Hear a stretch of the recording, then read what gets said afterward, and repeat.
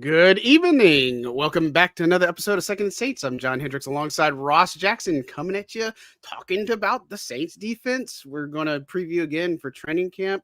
Ross, my man, it's kind of wet out there in New Orleans. You doing okay, man? Yeah, man, I was out there too, and it just started raining, and I was like, I gotta duck somewhere, get a lift home. Like I had to do the whole shebang, man. I got caught, got, but I'm good. I'm dry now, and I'm ready to go. How you doing, man? Man, I'm good, staying dry as well. And, Yeah, it is what it is. I looked at the forecast. I'm like, ooh, gross. But it's yeah, not going to be that way in California next brother. week. So, yeah, Yeah, just straight up. brother. Yeah, for sure, for sure. Man, well, we got obviously a lot to talk about tonight, as we always do, because we just can't seem to shut up and talk about this team, you know what I mean? But that's kind of the joy and the beauty of what you get with us. But we're here to talk about the Saints defense. We're going to preview for the training camp and the punter battle, since we talked about the kicker one the other day. If you didn't see the Yeah, offensive side and the kicker, be sure to go back to the last episode that we did on Tuesday. It's all there. It's on Red Circle. It's on Apple. It's on all the major networks, all the good stuff, and you'll find us. And don't forget to hit the man. One day I'll learn how to talk. I just had my cup of coffee, and so like I'm actually like, oh goodness. yeah, Yeah, yeah. So, but y'all know what y'all get with us. So it is whatever. But again, don't forget to like, subscribe, all that fun jazz. But Ross, let's dive into the pressing news of the day, which honestly, it's not that surprising. I think is because we've been talking about it, and I think the only thing that is surprising is Chris Olave. But if you didn't yeah. see, or if you haven't seen, Saints put people on PUP today, so that included Chase Young. No Hmm. surprise there, neck surgery, and again, we Yep. said he's doing well, but they're going to be more cautious than anything. Juwan Johnson, the foot, no surprise there. Nephi Sewell with the ACL. That's also not a surprise there. Tano with the Achilles that he hurt in the offseason. So those four, not really that surprising. But with Yeah. Ryan Ramczyk, he goes to reserve PUP, which is a little bit different, means he has to miss the first 4 games for sure. We don't expect him to be in the equation whatsoever, but it will end up freeing a roster spot. But the other one Yeah. that happened that is a little bit, a thing, just like we said with the Bub Means going to NFI, which he came off today. So that's Right. good news. But Chris Olave going on NFI, Nick Underhill and New Orleans Football said it's a back tightness. So, it's a small little thing. Again, he's kind of had that workout issue in minicamp, but, it's a thing. Minicamp moves. Yep. We expected some of this to happen throughout the process and stuff, but had a training camp. Any surprises except for Olave? And I mean, this seems to be par for the course. Yeah, everything seems fine here. I mean, guys like Juwan and Chase, they're probably going to come off the list pretty soon, or at least like during training camp, I would say, more than likely, because they're on active PUP. They can come off at any time. So I'd be surprised to see them kind of roaming the sideline, watching the first week, first couple of days, stuff like that. And then, Tano as well as Nephi, again, like you mentioned, not surprises. We expect that those guys may even stay on this list going into the season. We'll see how things go. I wouldn't be surprised by that at all, which would then put them where Ryan Ramczyk is now, right? Miss 4 games, they could potentially come back. And then the Chris Olave one, like, yeah, it was surprising to see it. But then when you really think about it too, he was in the non-contact jersey through most of mandatory minicamp. Right. Probably hasn't had an opportunity to pass a physical since then, and won't have the opportunity to pass that physical until he reports on July 23rd. So maybe we'll see him pass that physical and then kind of come off the list almost as quickly as we saw with Bub Mean. So might just be more procedural than anything else, but certainly something to watch there. But John, I think you probably agree. I think the biggest thing here is Ryan Ramczyk and what this means for his future as a player or not player. Yeah, I mean, you look at this, and again, we're not surprised. Like, nobody really should Mm-hmm. be surprised by this, because I mean, Mm-hmm. it's not looking good. Like, again, all the reports, everybody you talk to, they're not expecting him to play football. But obviously, Yeah. it brings up the questions. Well, why doesn't he just retire? Well, he can't do that because of Right. financial implications. Like, it's not like you just retire and you said, you just miss out on all the money that you're owed or anything like that. Like, it has Yeah, major everything goes capital away. implications. Yeah. So again, we don't expect to see Ryan Ramczyk. I'd be surprised if we see him like even at all like near a field at training camp. But Yeah. again, never say never. But we're gonna get to talk to DA next week while we're in California, and I think presumably Mickey, and might get some more insight. I don't know. They just kind of been like mum's the word, but at this point, it's just a thing. I mean, you're not probably not expecting him to play football. So I get this is procedural, but what is the latest with him that we want to find out? But it's kind of one of those things where we've kind of seen this and heard this for months, and pretty much any depth chart or anything that you do, we've kind of just obviously omitted him, and we hope he gets better and at least has a personal quality of life. But Ryan Ramczyk is obviously a big thing, not expected to play, and that's why they're looking at Trevor Penning at right tackle. That's why they drafted Taliesin Fuanga. I mean, this is just a thing where the Saints kind of preemptively knew it was coming. Maybe not so much on the early on process, but they found out later that it just didn't work out. But it's unfortunate, but that is obviously the big thing is Ramczyk. But with the other guys, Nephi Sewell, he was out there for minicamp. You know what I'm saying? Like, he was out on the field. He wasn't in. He's out there, watching and stuff like that. In the right direction. I don't know when we're going to see him for sure. And in Juwan, we knew he's going to be out for several weeks. Won't see him, but Chase Young obviously is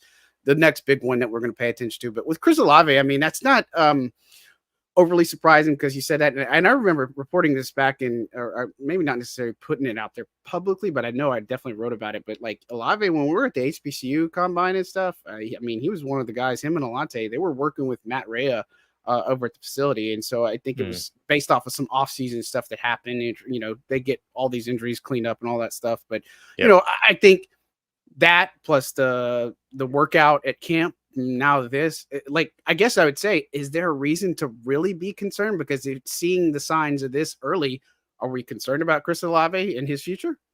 Yeah, I think we've seen the New Orleans Saints consistently be. Sorry, let me answer your question first. No, I don't think we have to be concerned about Chris Olave or his future.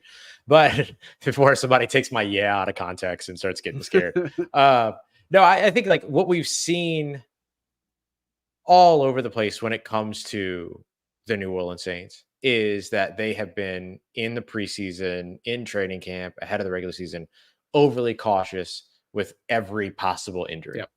And they just don't mess with anything. I mean, Nick Saldiveri, the final day of training camp, had some tightness or whatever it was. They took him off the field. I mean, you're done. Come on back. Hey, don't worry about it. You're good. I mean? It's too early for all that. Yeah. And so I think that this was a part of the mindset shift or change that we saw when Matt Ray first showed up was if you're experiencing any kind of anything, get off the field. Don't make it worse. Yeah. Come and tell somebody, get off the field. And that feels like that's about, this is just another example of that.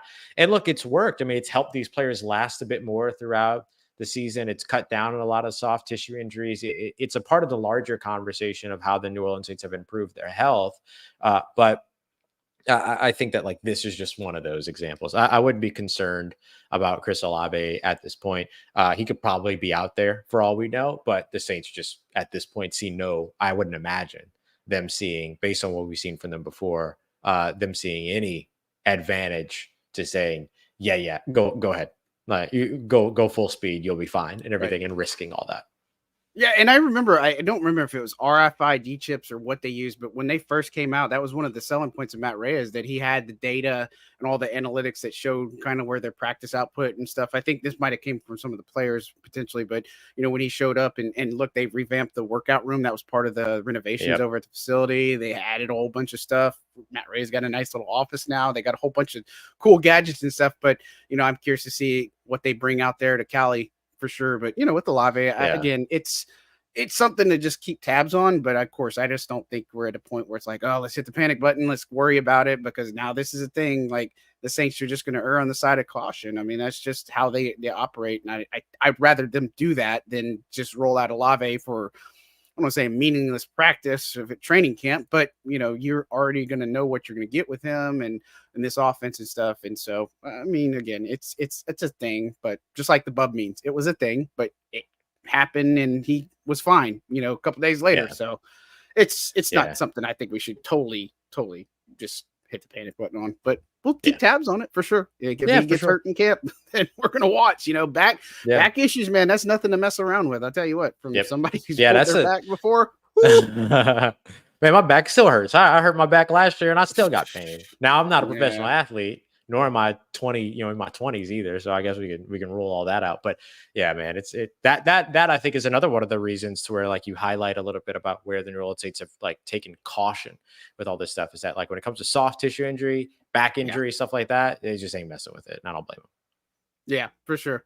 Well, we'll keep tabs, but again, that's a lot of moves to be made for the Saints today, and of course, we'll find more. And of course, free agency is still going on, and we might see a few names. And I know people keep wondering about what Justin Simmons is going to do, all that fun stuff. And Me I too. mean, look, this is kind of like a quiet. I saw the other day Cam Irving got a workout. That was good for him, and I think he's going to latch on with the team. He's one of the coolest dudes in the locker room last year. Like he's like low-key one of the guys that I really kind of personally I would love talking. You start seeing some of that stuff, yeah, for sure. And but it's at that point, man. We're just a few days away, man. Like I know you're going to be heading out there a little bit earlier, but I'm leaving Tuesday, and I'm leaving on a jet plane, and I don't know when I'm coming back again. You know what I'm saying?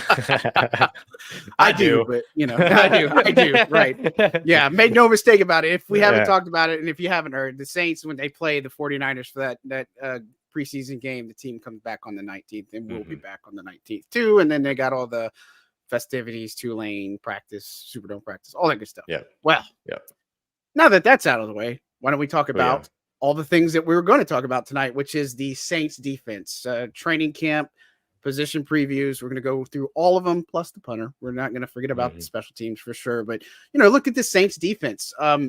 It's interesting because you look at some of the pieces on this defense.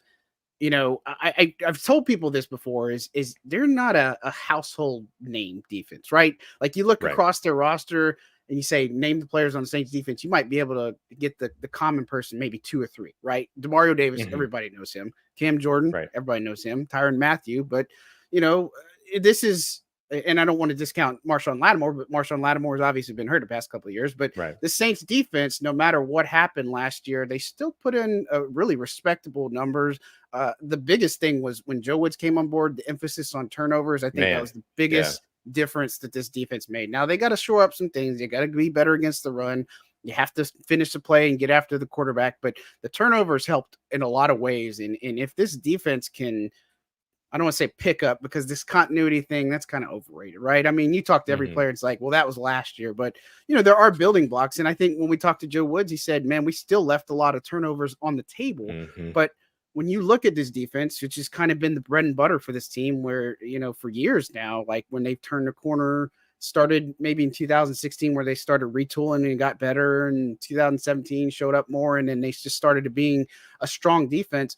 Are we expecting this defense to fall off a little bit with how the schedule stacks up? Because they got some tough opponents and some aerial opponents. Or are we expecting them to kind of continue and keep performing at a high level? Yeah, I think right now you're expecting them to continue to perform at a high level. I know that they're a year older in some places and things like that. And look, I would say, not to like challenge or anything like that, but I would say that like the defense has more household names on it than the offense does as of right now, and everything like that. So like I always have a lot more faith in the New Orleans Saints defense. It's been really good since 2017. And that's Dennis Allen's bread and butter. They continue to invest in that defense. I think that a lot of the question that I'm most wondering is, and don't have a full answer to, is, do they improve on defense? I think that's they just kind of stay the same, maybe improve a little bit, walk back, or anything like that, or can they improve, especially when it comes to their run defense, which is where you saw the largest drop off last year. Now, I've always contended, and people have told me I'm wrong about this, but no one's been able to prove me wrong about it. They just tell me I'm wrong. That's important. Right. I would rather, if I'm an NFL coach, if I'm an NFL defense, whatever, I would rather be a middle of the road run defense, as long as I'm a top 10, top 7 pass defense.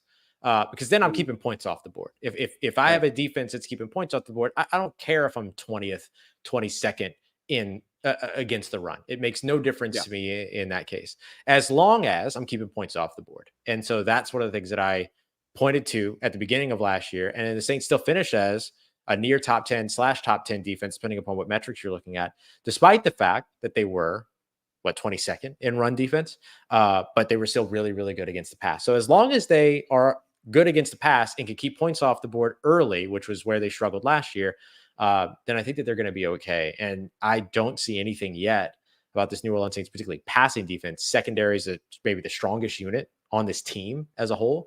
I don't see anything right now that makes me feel concerned about the passing defense there. Therefore, I don't see anything right now that makes me feel concerned for the defense as a whole. Yeah, I've always appreciated the bend don't break mentality, right? Like, you're Mm-hmm. going to have yards put up and things that happen, but can you make the stops when it count and force field goals?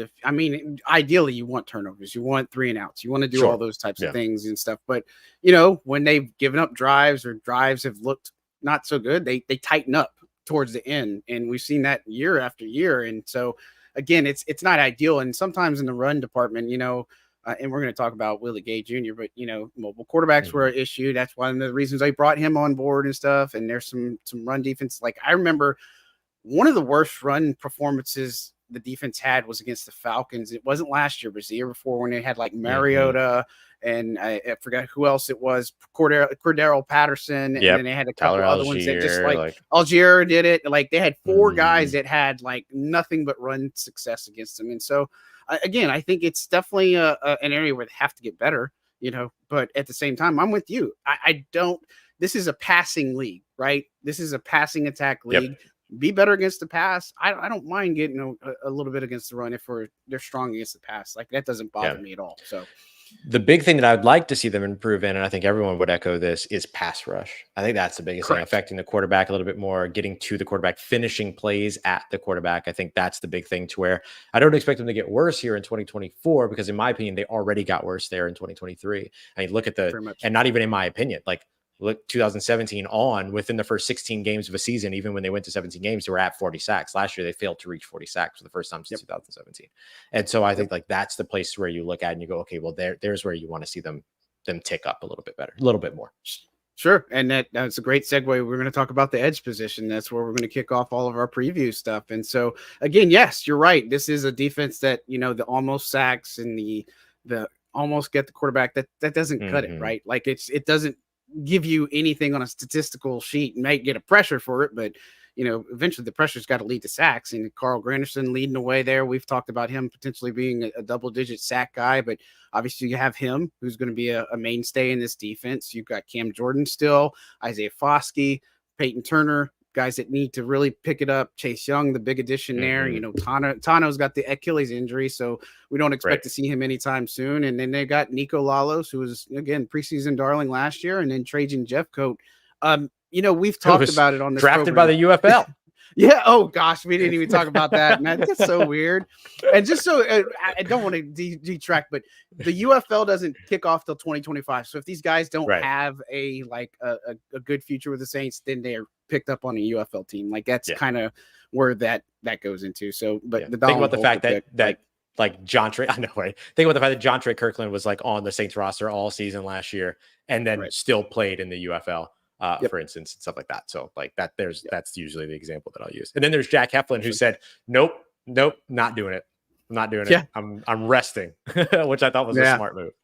For sure. And so this edge group, we've talked about Turner and Foskey being really kind of the big pieces here, right? I feel, and then we've also talked about Cam Jordan and kind of like what his workload looks like. And so I guess, when we look at this position, what are we hoping to see from Isaiah Foskey and Payton Turner? Is it just the fact of maybe you flash a play or two every day? Is it consistency? Is it just positioning? Is it confidence? Like, what do we need to see from Isaiah Foskey and Payton Turner? And not that like I'm singling out, but a lot of their pass rush success is going to depend on those two guys as well.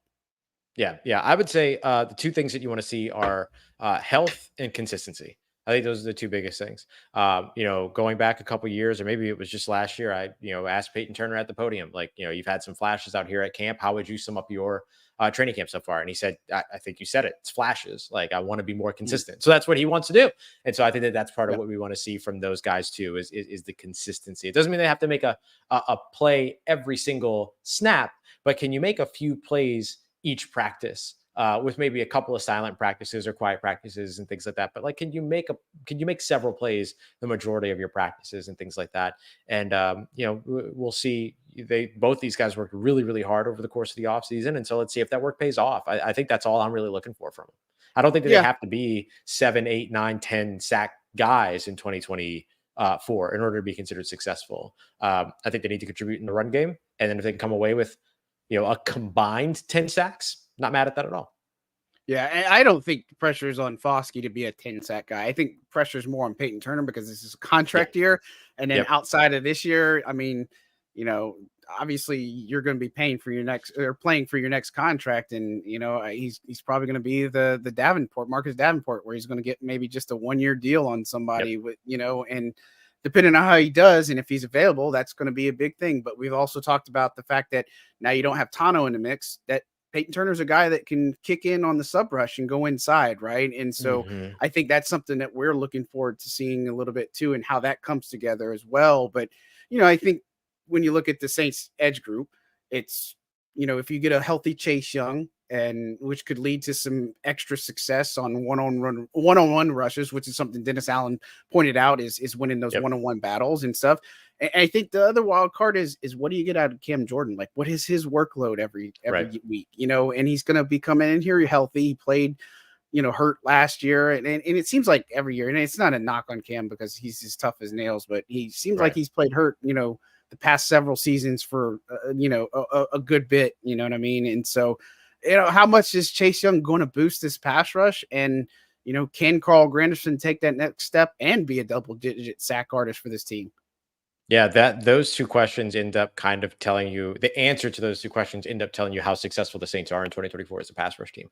I think that how Chase Young and Carl Granderson perform is what effectively paces this defensive line. How Payton Turner and Isaiah Foskey perform in 2024 kind of raises the floor. And then Cam Jordan, I expect that he'll probably get his lowest percentage of snaps of his career in 2024, just because of the amount of players that they have to rotate now there. But I think that that's not necessarily a bad thing for him because it might raise his efficiency. You look at Demario Davis. Demario Davis has rushed the passer in each of the last 2 years less than he has in his entire time since he showed up in New Orleans in 2018. And in both of those, he set and tied his career high in sacks with 6.5. Sometimes deployment out of efficient deployment can be more productive than consistent deployment, if you will. And so I think that that's a little bit of what you have the potential to try to put a stake in when it comes to Cam Jordan, and could potentially with that rotation help curb some of those injuries that he has seen recently, which have been weird injuries, right? Like fractured orbital bone. Like there's no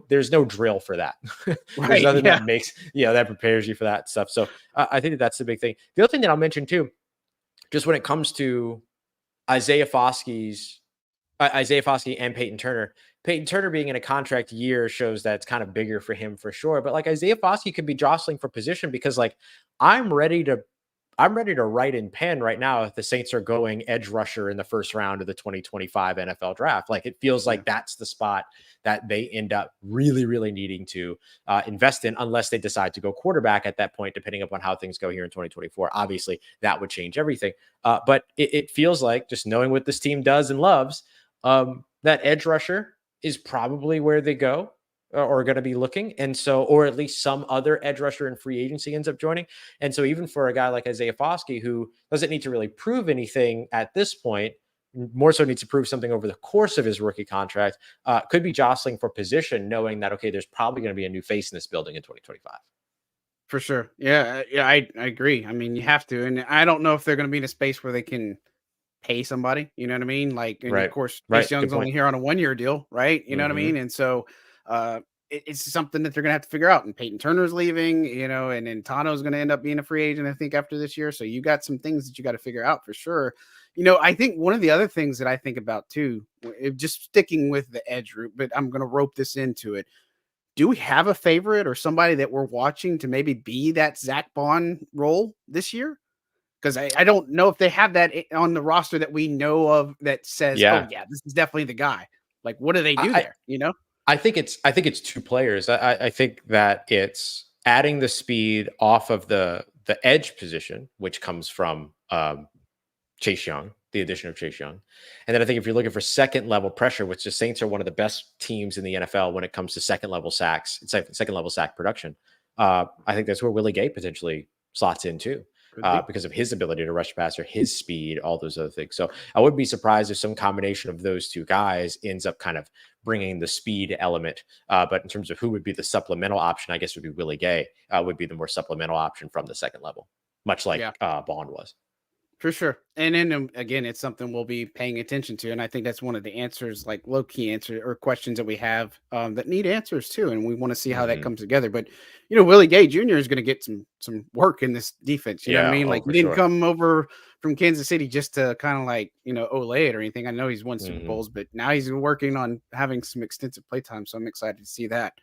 So that's your edge group. Looking at it, a lot of question marks there. Again, we've kind of talked about it. I know it's an uphill battle for like guys like Trajan Jeffcoat, but he is a guy that has potential to be on the practice squad for sure. Him and Nico Lalos. I mean, you don't want to discount them, but at the same time, sometimes it works out where they may get their number called. Like, I mean, look at Kyle Phillips last year. I mean, he didn't really play a lot of football, but at some point you might have to play, you're right, or just be called upon to play. So it's something to keep an eye on for sure.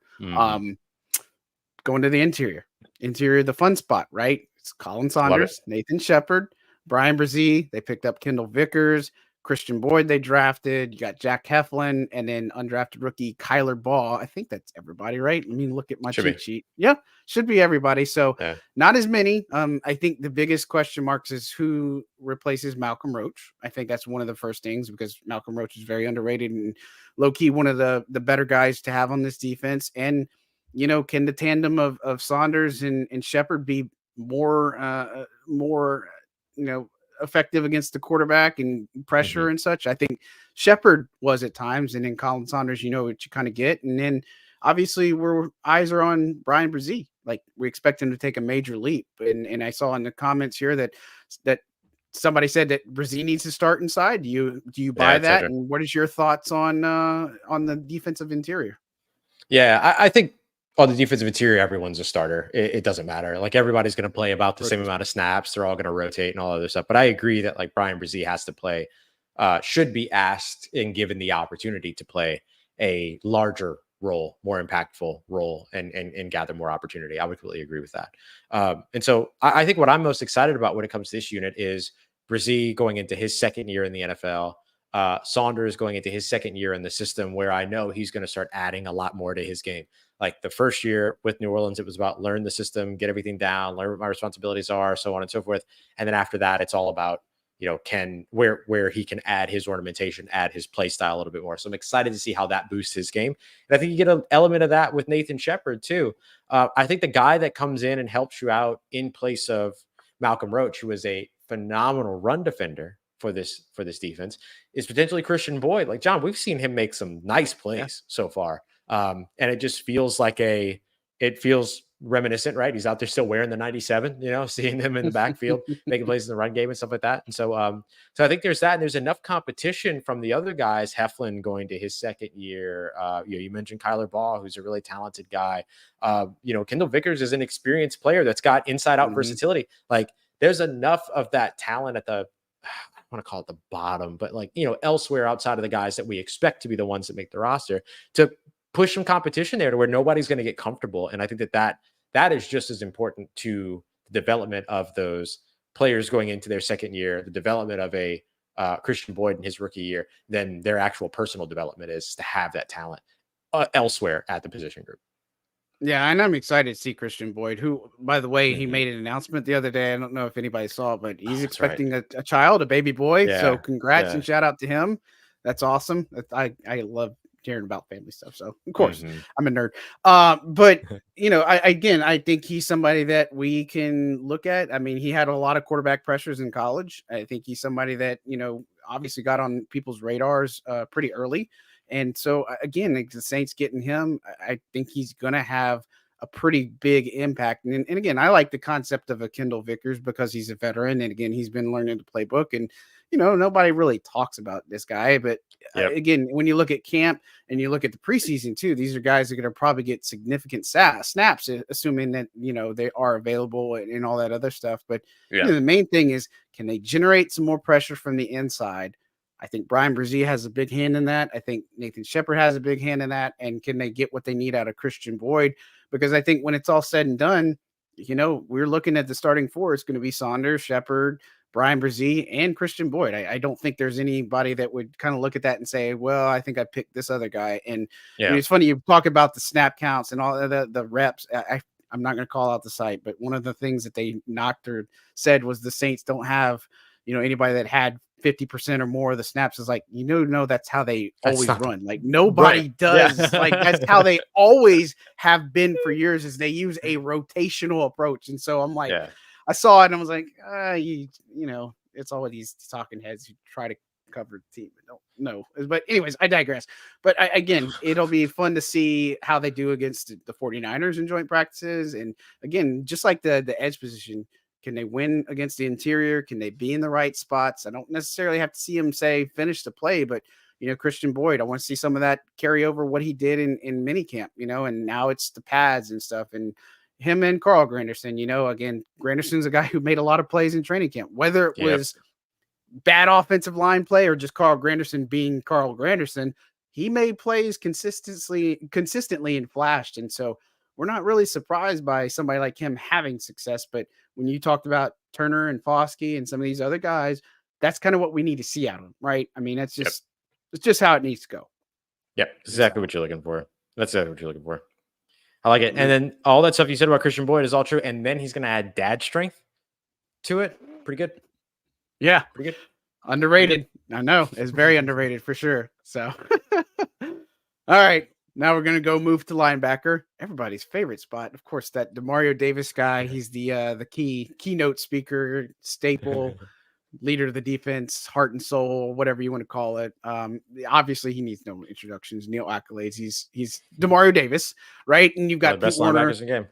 Yeah, exactly. It took a long enough to recognize that, but we know he's now getting the accolades and stuff. And then you got Pete Werner coming in, really important year for him, in my opinion. Willie Gay Jr., obviously the big pickup from Kansas City. Khaleke Hudson, I really like that pickup for sure. Him from Washington, maybe more special teams guy for sure. And then you're looking at Nephi Sewell, a guy that returns, off the ACL injury. DeMarco Jackson's back in the mix. He's somebody, obviously, that, is a core special teams player for this Saints team. Then you got guys like Isaiah Stallbird, who you got to look at, undrafted rookie, and Jaylan Ford. Make sure I'm not forgetting. Oh, and of course, Monty Rice, guy that was on the practice squad a little bit, and Anthony Orje. That's kind of where you're looking at. Michael Hodges, their coach. I'm excited about him no matter who is there, because he can get those guys ready. But, this is a crowded linebacker room. We kind of know, I guess, at the moment, the four that are going to be on there, right? Like Werner, Davis, Willie Gay Jr., and DeMarco Jackson, because Jackson's special teams. I would think Khaleke Hudson would be in there, but, it's going to be – there's not many spots that are presumably open at the linebacker spot, but there's a lot of talent that's there that, is going to be fighting in whoever does better on special teams might find themselves with a spot when it's all said and done. Yeah. And especially with the new kickoff rule, like just it could change, how the Saints look at the position. Do they keep 5? Do they keep 6? All that kind of stuff. So we would have like a similar conversation at linebacker as what we have at wide receiver typically and everything. And so I think that's going to have a big time impact. I'm really excited to see Jaylan Ford. Jaylan Ford started to finally start to be able to get involved after off-season procedures and things like that towards the end of mandatory minicamp. So I'm excited to see him during training camp. Seeing him not go on any NFI or PUP lists with rookies reporting on the 16th, I thought was really, really good for him. And so I'm excited to see him, man. I think he's a really good processor. He's a very intelligent player. He's got good speed. Just does a lot of things well. Phenomenal communicator too. That's what everybody that I talked to over at Texas had to say about him. Like, oh, he just communicates so well. Like, oh, well, he's a good leader. Like all this stuff. And so I think that that's the big thing. So it's gonna be interesting to see. I think what you're gonna see is a lot of 3 linebacker sets. So that might end up changing how the Saints build that roster. Does them playing more 3 linebacker sets mean you need an extra linebacker or whoever it is that they want to go about it? I think that's the thing. It's not really a training camp question. It's more of a end of preseason roster building question, but people are going to have a real opportunity here to make a statement throughout training camp, I suppose. Yeah, no, I think so for sure. And I mean, it's crowded, right? And again, not saying that, these other guys can't make something of themselves, but essentially you're fighting for maybe one or two spots that might be open. And of course, we don't know how the kickoff rule is going to influence some of that. But, Right. are we, I think the question for me is how concerned are we about Pete Werner, right? Like, I think his coverage obviously wasn't the strongest last season, but it's times he shows like he can play really, really strong. But I mean, are we worried? Because I know you've seen the top tandem linebackers. They don't mention, Pete Werner. They put Willie Gay Jr. and Demario Davis in there. Like, are we really worried about Pete Werner this year? Or do you think, like, man, he's going to get it together, or he's going to be just fine? Or is this something where somebody maybe could pull the rug out from under him and start over him? I think the biggest thing with Pete Werner is consistency. I mean, even beyond like him as a coverage guy, like he always starts off so strong, leading the NFL and like solo tackles for a long time, each of the last couple of years and stuff like that. And then, you see a little bit of a drop off in the middle of the season, and then maybe a little bit of a charge towards the end of the season. And so I think that's the biggest thing he's got to avoid, is kind of hitting that wall during the season. And look, now he's got even more motivation not to do that. I think about Paulson Adebo last year. Like, Paulson Adebo had this phenomenal year last year when he needed the most, because the Saints drafted a guy that could have potentially replaced him. You know what I mean? And so it gave him, I know that's not the same year, but you get what I'm saying. And so like, you needed to be able to have that bounce back year after the low year after they drafted Alontae Taylor. And then you walk into this year, and then he had a great year in 2023. And so can you see the same thing happen with Pete Werner, who now has sort of this, really, really good linebacker, maybe potentially breathing down his neck for some potential snaps? I think for the most part, it's going to be about game situation. Maybe in more obvious passing down nickel situations, you might see Willie Gay out there instead of Pete Werner. So you get the coverage of both Willie Gay and Demario Davis. I think that there would be situations where it's a nickel package, but you want to be ready for the run. And so maybe you feel more comfortable with Pete Werner out there. I think like that's the other thing too, is like, this doesn't have to be an either or. It could very easily be, just like we've seen the Saints do at the slot position a few times over on the defensive side, a matchup based thing. And so just having sort of this ability to maximize that position, I think, is way more important than who gets more snaps, who plays what, all these other things. And so, so I would say I'm not super worried about Pete Werner, because I don't think that the success of the unit hinders on Pete Werner. I think Pete Werner has an important year because it's a contract year, but I don't think that it's going to be, a situation to where it really has to be an either or when it comes to Werner and Gay, unless Willie Gay ends up having this like phenomenal camp or something like that and makes it so that you can't keep him off the field. I think that that's the thing. It's not going to be about who doesn't perform well. It's going to be about who performs too well. You know what I mean? That could potentially shake this up a bit. Yeah, Tedra thinks that Marco Jackson is going to be one of the odd men out on the practice squad, and Nephi Sewell be cut. I mean, I understand Sewell because he's kind of starting behind. Yeah, it's one of those things. He's got to be healthy and come back on the field first. But DeMarco Jackson, again, special teams, every drill, everything. Like, you talk to Darren Rizzi, like DeMarco Jackson. I'm not saying he's safe, right? But at the same time, like, from a technical standpoint, from a knowledge standpoint, there's probably not many on the team that know special teams as well as DeMarco Jackson does. I mean, that was his bread and butter at App State too. And so I'd have a hard time seeing it unless something just goes to the wayside. But, I think Jackson's safe here. One of the other things I have for you on the linebacker, is this the year we finally see Demario regress, I guess you could say? I'm never betting on it. I never bet on I never bet on Tom Brady regressing. I will never bet on Demario Davis regressing. Those two players at their position doing what it is that they do are equally talented to me. And so I would never. This dude is superhuman. Like, he wasn't supposed to play against Jacksonville last year. Like, he wasn't supposed to play in that game. And somehow, whether it was divine intervention or something, he made it on the field. Now, he didn't play a ton, but he still played. You know what I mean? You out there. And he's still triple, digits and tackles every year. And, he's still getting after the quarterback.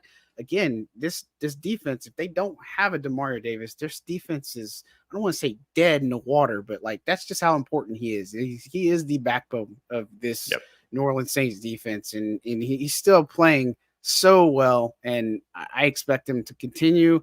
Not after this year, of course it depends, but the dude takes care of himself. Like, he's still in great positioning. He's a student of the game. Like, he just knows his stuff. And so I don't know. It's just one of those questions. It comes up every year, just like the No, for whole real, for sure. Drew. Is this the year Drew Yeah. falls off, or Drew's going to be regressing? Of course, we saw towards the tail end and that it was a little bit more truth to it. But Demario, man, he just plays at a level that's just unmatched at times, and so I don't expect he it to fall off. wears the number 56 because that's when he'll retire. At age 56, right, for sure. All right, let's move to the secondary. So we got the cornerback position. Of course, Marshawn Lattimore, they fixed all of that. Marshawn's bought in. Best news possible. Paulson Adebo is entering contract year. Super important for him. Alontae Taylor, figure him to be in the slot. They draft Kool-Aid McKinstry, but they got some other guys that we got to keep an eye on, especially special teams. That's Shamar Jean-Charles. You've got Rezjon Wright, and then they picked up Mac McCain as well. That was kind of a later ad.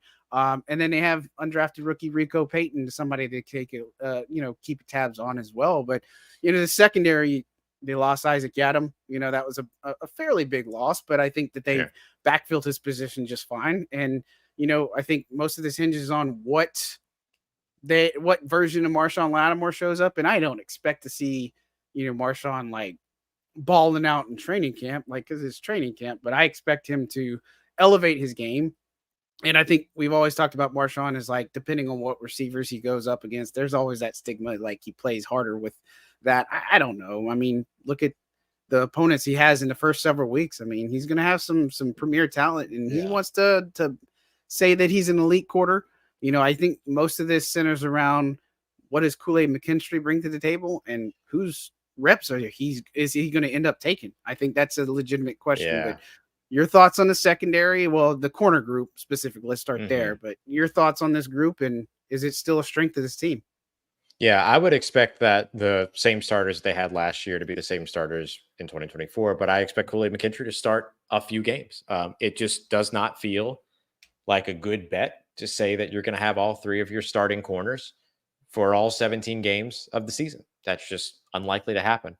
So I think that the draft pick of Kool-Aid McKinstry was wise, because when you have a 17-game season now, your fourth cornerback's going to have to play at some point. And so having Kool-Aid to be able to fall back on is great. They're going to give him the opportunity to compete on the outside and in the slot. So he could potentially shake things up even earlier than that. I'm not expecting him to steal the starting slot role at this point. We'll see what happens when he actually hits the field, but we're talking about a guy that's got less than 30 snaps of collegiate experience at the position. So I don't know why I'm not going to walk in with the unfair expectation that he could potentially be your new starting slot corner. He would have to prove that. And if he does, great. Awesome. Cool for him. You know what I mean? That'd be awesome. Heck of a story, but it just doesn't seem like it's responsible to have that kind of an expectation as of right now. And so not for like us in our position. And so I would expect your top four guys to be your top four guys. And for Kool-Aid to be the guy that kind of slides in if he gets the opportunity, whether that's starting or shaking things up, whatever it might be. And then the other guy that I really like in this equation too is Shamar Jean-Charles. I mean, you want a guy that's going to be able to come in and do what Isaac Yiadom was brought in initially to do before he showed that he could be all of a sudden this like fantastic cornerback in the right system, but come in and serve as a special teams guy to kind of take that Yiadom role. Bam. Like that's definitely a guy that can come in and do that. And in fact, he was a big part of what the Saints did when JT Gray was dealing with his injuries and stuff like that. So yeah, I would put Jean-Charles as the other guy that I'm really excited to see. And then again, like you have really good, talented players that can slot in and look really good in this system that I think drive the competition and development up at the top. Tyrann Mathieu had talked about Kool-Aid McKinstry. It was a couple months ago, saying like he expects him to have a significant contribution his rookie year. And look, I mean, we all know he comes from Nick Saban, Alabama. He's coached up and he's coachable. He again emphasizes on doing things the right way. So I'm really excited to see him as a technician. But again, like you were talking about Alontae in the slot, like I understand it's his first year last year. Similar to, like if you put Kool-Aid McKinstry in the slot, but, Joe Woods made it a point to say, I got to coach him better. I didn't do him any favors and all this other stuff. And he talked about, just some of the areas where he's growing a little bit more. And obviously the coverage assignments are a little bit different. How you stack up against the run's different. But, I think Alontae, again, we saw times where it wasn't good, you know what I mean? And he got benched, but he responded, right? And I think that's the biggest thing is that sometimes it just doesn't go your way, but how he responds, again, I think I always appreciate about Alontae is like if he gets beat on a play, he can come back and make a play, right? And of course, Yeah. I don't ever expect perfection out of him. I mean, who does, right? Like it's just going Right. to happen in the course of the game. But you know, I think Alontae, if he can, stay with it and be there, I think he can be a strong slot option for sure. But Yeah. if injuries happen, things go down, no telling what happens. It could be Kool-Aid in the slot. It could be Alontae on the outside. I mean, I think there's obviously you're not just going to be at that one position, but for Alontae, it's a big year for him. I feel like. Yeah. Oh yeah. This is huge for him, I think. And look, it gives you an opportunity as well. Like if you see a world in which, Paulson Adebo doesn't get extended or something like that, which I would be very surprised by, but hey, look, anything is possible. We don't know. Then, Alontae just continuing to like plug away at what it is that he's being asked to do potentially sets him up to step into that role next year because he's a guy that was in this offense doing defense, doing what it is that was asked of him to do and everything. And so I think that like there's some value in that too, to where not only are you vying for your potential snaps now at whatever position or whatever, but like you're working in good faith for your club, doing what it is that they're asking you to do, which ends up paying off, potentially paying off at a later time as well. So like, I think that there's other stuff to this as well beyond just like what it means for 2024, depending upon what happens with Paulson Adebo, which that things could get really interesting at that point. Yeah, and that's the thing is, I mean, I get it. Maybe that's not where you want to play, right? But at the same time, if you want to get on the field, that's kind of where you need to play, I guess. Hey. And again, that's just you got to do. Sometimes you got to do. It's like the Taysom Hill approach, man. I was about to say, look at I wanted to play football, like just go do stuff, right? And then just learn that. So, but corner, man, and we've talked about it before on past shows that this is just an area between that and the safety group. Like they just can't afford to regress. But with the suspects that they have in the lineup, I don't think that there's any regressing. If they can get Marshawn back and Marshawn can be a shell of himself, this secondary is going to be exponentially better than what they were last year. And if Paulson can play, it makes me excited to think that their pass defense could be legitimately one of the top units in the league. And I do believe that, and of course, safety group has a lot to do with that. And so let's talk about them as we get close to wrapping up our defensive series look at the before training camp for the Saints. Interesting group: Tyrann Mathieu, Jonathan Abram. You got Jordan Howden, Ugo Amadi. Then you're looking at again JT Gray, who's still in the mix. They picked up Will Harris. I'm cheating a little bit here. Miller Bradford, undrafted rookie. Lawrence Johnson, in that room. And then Roderick Teamer, another one that they picked up after successful tryout. So it's a lot of players here. Not all of them are going to make it. They're still, and of course, we're going to tackle the Justin Simmons because it keeps coming up. That's obviously a big one there. But safety group, pretty interesting because Tyrann, Jonathan Abram, and Jordan Howden. I think that's the only definites at the safety group right now. Yeah. How do you see it, and what's your thoughts on this group? Yeah, I'm getting more and more convinced that Ugo might be a definite too, just because Ugo Amadi is being used.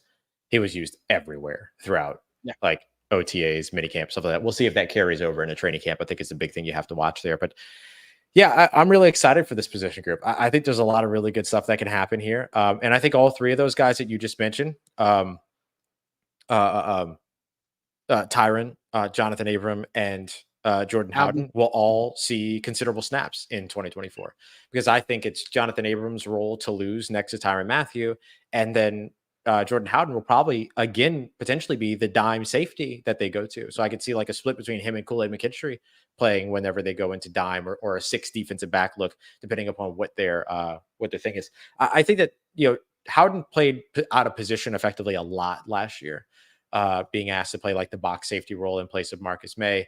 And so I think him getting the opportunity to maybe work out there a little bit more over the course of the offseason, during training camp, all that, I think all that will benefit him. But I really look at him as the guy that's most immediately behind Tyrann Mathieu as opposed to next to Tyrann Mathieu. For me, he's the deep safety guy. They really like him in that spot as a post safety. So I'm excited to kind of see like his growth over time. But man, there's really talented players and really versatile players. Like this is such a versatile room. Will Harris can play anywhere. He's like a defensive Taysom. Right. A guy like Roderick Teamer can play in a lot of places. Miller Bradford can play in a lot of places. And Miller Bradford already stood out for everybody. I just, it's an interesting room, and it's a very populated room of guys that could do a lot of different things. So that room just has whatever mold Dennis Allen, Marcus Robertson, Joe Woods wants in that room, they can build in that room. I think they've done a really, really good job building their options there. And of course, still the potential to add to it if they decide. Yeah, and I think from a pressure standpoint, I think this is the pressure's on a guy like JT Gray. Like I know he's been big time. like a really standout, but he's also had some injury problems like past year, and it just hasn't been. And so again, if I'm a Will Harris or a Ugo Amadi, like I'm trying to be that all pro level that JT Gray was on special teams and stuff. And again, it's going to be fascinating because especially a guy like Roderick Teamer, I mean, that's kind of his bread and butter too, his special teams. And of course it's going to matter a lot for these guys. And, I don't want to take away from Miller Bradford, but he's probably somebody that you screams practice squad potential, right? Like, I don't know if he's going to do enough to make it into the final roster conversation. And of course, if they added a Justin Simmons, everybody's going to suffer, right? Like, I don't mean that in a bad way because again, I don't know how many episodes ago we talked about the impact of Justin Simmons. We even talked about like, would we take that over what was it, Hunter Renfrow or something else? And I'm like, it's exponentially Justin Simmons because it would. I think it honestly, we talked about it would complete this defense. Like it just would, right? I think he has that, but it's a tough ask, tough draw. Yeah, I think that you have a lot of talent in the safety room. I have no qualms with the safety room. I think Jonathan Abram, Tyrann Mathieu, great starting tandem. I think you're fine there. Would I still add Justin Simmons? Absolutely. And we've seen this New Orleans Saints do this before. They went and signed Janoris Jenkins when they were happy with their secondary. And literally at the end of the season, they brought him in. They drafted Paulson Adebo when they were happy with their secondary. They added Alontae Taylor when they were happy with their secondary. They drafted Kool-Aid McKinstry last year when they were happy with their secondary. If you have the opportunity to get Justin Simmons on a cheaper deal, which it looks like even like Tennessee, they went out and they added Jamal Adams, still have some interest in Justin Simmons because I don't think Jamal Adams completes anybody's safety room, right? But it gives you another body out there in today's NFL. But money is still the issue when it comes to Justin Simmons. So unless that price comes down, he will not be in New Orleans. I would say that. But we'll see. He's got connections to players, to coaches here. And so if he gets desperate enough and he hasn't signed by mid training camp or something like that, maybe that price comes down and maybe he looks for a place that he can go and immediately have a starting role with people that he trusts. And maybe New Orleans ends up being a perfect fit in that case. But I'm not holding my breath for it. But would it make sense? Would he be a fit? Absolutely. Absolutely. Yeah. And of course, we've talked about it too.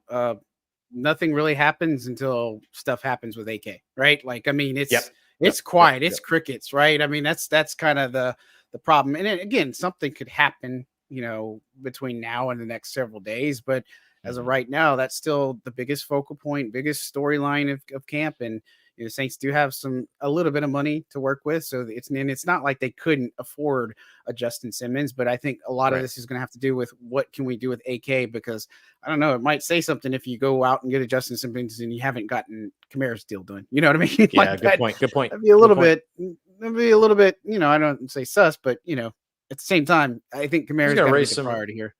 Yeah, it'll raise some eyebrows. That's sure. It'll pique some interest. Ain't no doubt about that. That's a really good point. It's a really good point, especially in an off season where you haven't gone out and spent a lot of money. Now all of a sudden you're doing that. Like, we got to talk. You know what I mean? Yeah. Good point.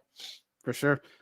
Well, that's all the positions. We just got punter left. I mean, but defense again, it's not as crazy as it has been in past years. But I think it's, if you look at that Saints defense, you probably can pick out all the starters. I think there's a few variables here and there.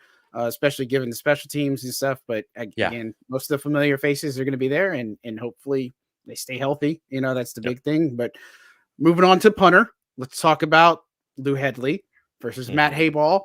That we do expect to see a competition. We've talked about kicker, and not that we really do. Again, it'll be interesting because if Charlie Smith can make something of it, we'll see. But the way Lou Hedley was punting in minicamp and OTAs, seems like he got a little bit better in the offseason. I don't know for whatever reason, but his kicks looked a lot more crisp. They looked a lot better. But Matt Hayball is an Aussie style punter. You know, he's a guy that has a lot better of a leg, in my opinion, than Hedley. But, you know, what are you expecting out of this punter battle? And of course, probably tie goes the runner if it ends up being the same. Yeah.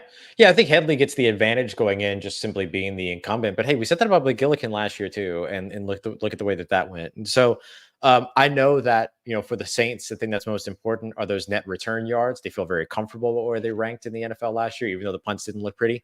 But I do think that maximizing the yards of backing offenses up and, you know, putting offenses in, you know, bad positions and stuff like that is still important. Like you had a pure weapon in Thomas Morstead who could flip a field and everything, and that ended up being really, really important to this team for a long time.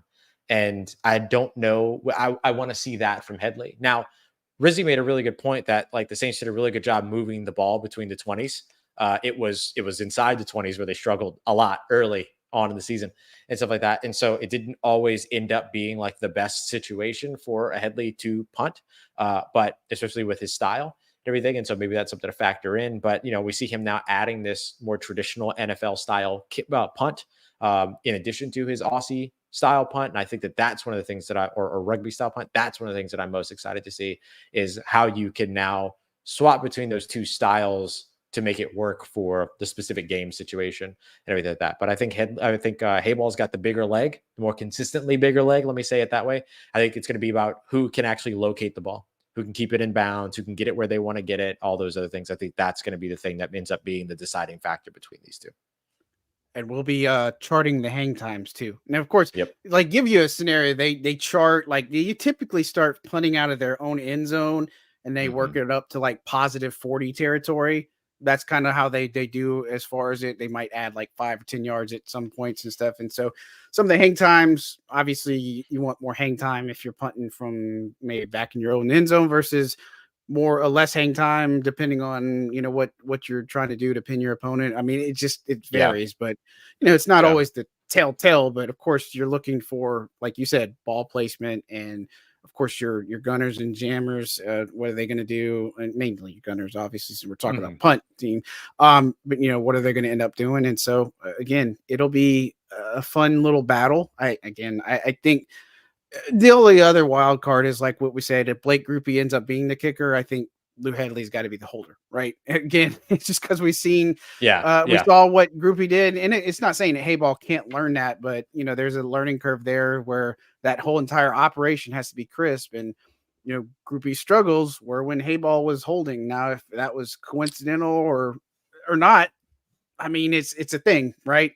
Yeah. You got to pay attention. That's a good point. You have to pay attention to the whole operation for sure. And so if you have an opportunity to give another year to Groupie, Hedley, and Zach Wood, then, you know, there's value in that. You can't ignore if somebody struggles and needs to be replaced. Like, obviously, like, at that point, you have to make that decision. But if you have the opportunity to maintain that entire operation, there is benefit there. For sure. Cool. Well, I think that's most everything that we've talked about for training camp, man. It's again several days away, and we'll be out there Tuesday when DA talks, and I believe Mickey is going to talk, and our, you know, frequency here for Second and Saints is only going to intensify. So we haven't figured out whether we're going to go like right after practice or later in the evening once we had time to kind of digest and stuff. But we'll get all that to you guys and such. And, you know, you'll see our faces a lot more, whether that's good or bad or anything like that. Whether you like it or not. Yeah, you're just going to have to deal with it. Sorry, you know, sorry, not sorry. But, you know, Ross, I also, before we get out of here, I hear it's Mama Jackson's birthday. So yes, that's what I kept seeing in the chat. Mom. That some people were giving some Mama Jackson love. So that's happy right. birthday, I put out a thing on, it was so cool. I put out a thing on Twitter asking people to say happy birthday, and a whole bunch of people said happy birthday. It was the nicest thing in the world. I thought it was so cool, and she loved it. I still, like, sent it to her. It was like, here's like 200 people saying happy birthday to you and everything. Dope. So it was pretty dope. So I appreciate everybody for doing that, and appreciate all the well wishes and everything. And so does mom. Mom appreciates it a lot. Very cool, man. That's awesome. So happy birthday to her for sure. And Ross, before we get out of here, man, You got anything cooking in the lab? I know we're getting up against the the deadline where it's time for training camp, and next Wednesday we're a full go and Yeah, everything. man. And so anything that you got special that's going on writing wise, or anything for Locked On Saints? Yeah, I got something for both actually. If you want to know when the New Orleans Saints screen usage Ooh, actually slowed down, when wheel routes stopped being a part of the New Orleans Saints offense out of the backfield for Alvin Kamara, and if you want to know how many outside zone runs the New Orleans Saints have had in each year since 2017, and the how far the averages have dropped since then, I'm going to cover all that. I'm going to cover sweet. all that. I want to know more and more and more about how and why Alvin Kamara has been less and less a part of this offense over the course of the past couple of years. Or not less and less a part of the offense. Why his usage in the offense changed, or when his usage in the offense changed. And it's not when you think it was. It's not when you think it That's was. always the And best part. that's what I think was so interesting. We've actually seen this happening for a while now, and it's wild. It's insane. So I can't wait to break all that down. It's gonna be a lot of fun. So Ross has cracked the code. So be sure that you tune into that and look for it, of course, and such. But good stuff, man, as always. And of course, I'm doing my position previews for training camp, working on the wide receiver one right now. And, it's going to kick into overgear because there's several positions left and kind of the same things that we've talked about here, but is pretty much a preview for it. But there's a lot of cool stuff to look at when it comes to training camp, and it'll be a different venue. Again, we'll be 2 hours different on time zone, West Coast Pacific time, as Yeah. opposed to those who are in Central and all that fun stuff. And so there'll be an adjustment learning curve, but we'll be close to UC Irvine and all that fun stuff. And that's presumably the next time you guys will talk to us, unless something crazy happens. And we'll see about, Tuesday after DA and Mickey talk. And then if not, you'll talk to us on Wednesday for training camp to get all of the notes, observations, who picked their nose, who did this, who's digging in their butt, all that crazy stuff. Dang We'll right. get all the details Dang for right. you on Second and Saints and Saints News Network for writing stuff. But Ross, anything you got before we head out of here? No, man, just a big thank you to everybody. Big thank you to you as always. Always a pleasure to be able to do these shows. They always are so fun. And so I hope everybody's enjoying it. Hope everybody's enjoying the info, and can't wait to bring more. Could be a lot of fun. Oh yeah. Appreciate you guys as always. Don't forget to hit like, subscribe, tell your mom and them, all that fun stuff. Yeah. We're here to stay, and we're gonna only cook up more in the lab. So that's gonna do it for us on Second and Saints tonight. Guys, be good people, stay safe out there, and we will talk at you when we're in California. Y'all have a good one, guys. Thanks.